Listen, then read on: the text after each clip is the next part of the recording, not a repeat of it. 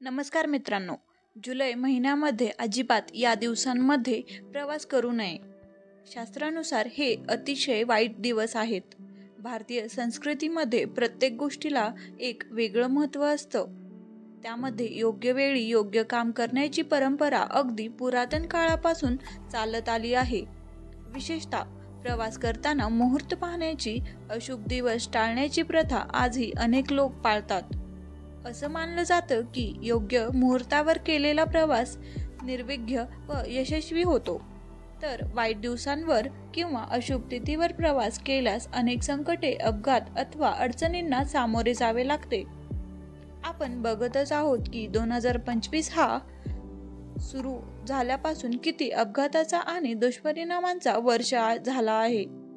त्यामुळे आपल्या सोबत अशा काही गोष्टी घडू नयेत म्हणून आज आपण या महत्त्वाच्या दिवसांमध्ये प्रवास हा शक्यता टाळावा व आपल्या कुटुंबातील सदस्यांना देखील प्रवास करण्यापासून वाचवावे. या लेखामध्ये आपण जुलै महिन्यातील ते दिवस पाहूया ज्या दिवशी प्रवास करणे शास्त्रानुसार वाईट मानले गेले आहे. यामध्ये आपण प्रामुख्याने पंचांग, तिथी, नक्षत्र, राहुकाल, यमगंड, गुलिक काल आणि चंद्राच्या स्थितीचा विचार करून सविस्तर मार्गदर्शन पाहू. प्रवास करण्यापूर्वी विचारात घ्यायच्या गोष्टी. 1. तिथी. हिंदू पंचांगानुसार काही तिथी अशुभ मानल्या जातात, जसे की अमावस्या, पौर्णिमा, संक्रांती, एकादशी, अष्टमी, नवमी आणि चतुर्दशी. तर या दिवशी आपण काय करावे? या तिथीसोबतच चंद्राच्या स्थितीचा विचार करणेही तेवढेच महत्त्वाचे आहे. 2. नक्षत्र. काही नक्षत्र प्रवासासाठी अशुभ मानली जातात. उदाहरणामध्ये मूळ, आद्रा, अश्लेषा, मघा, विशाखा इत्यादी. 3. राहुकाल व यमगंड. दररोज काही काळ असतो ज्या दरम्यान प्रवास आपण टाळला पाहिजेत. राहुकाल म्हणजेच दररोज अंदाजे 1.5 तास. यमगंड म्हणजेच दररोज 1.5 तास.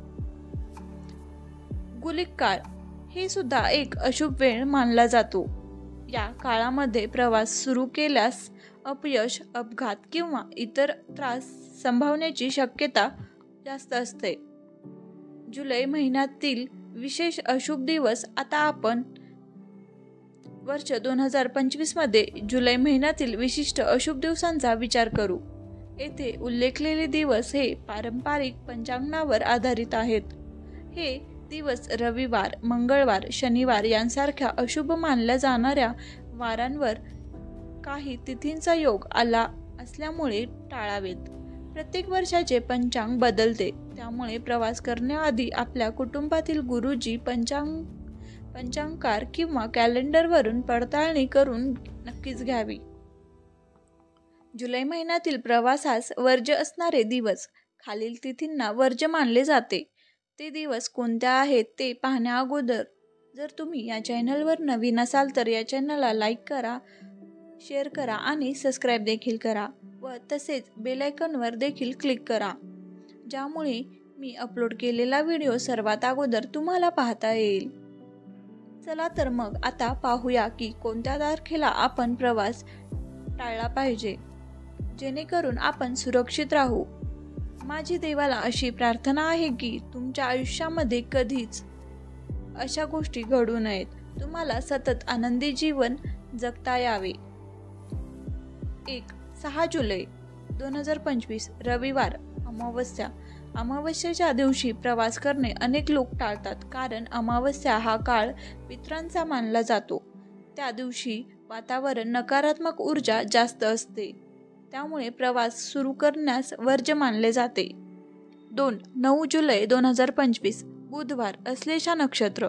अश्लेषा नक्षत्र हा दगडगोंड्यांचा नक्षत्र मानला जातो, त्यामुळे या दिवशी लांबचा प्रवास अजिबात करू नये.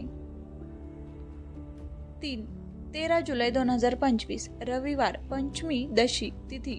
राहुकाल सकाळी 4:30 ते 6:30.